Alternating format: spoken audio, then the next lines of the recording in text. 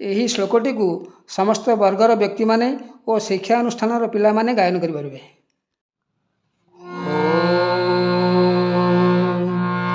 मा पधा मा पधपा असतो मा सद्गमय सस मा पधा तमसो मा ज्योतिर्गमय सा साधा मम पाधा पपा मृत्योर्मा अमृतं गमय।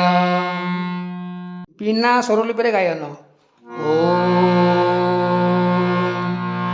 असतो मा सद्गमय तमसो मा ज्योतिर्गमय मृत्योर्मा अमृतं गमय।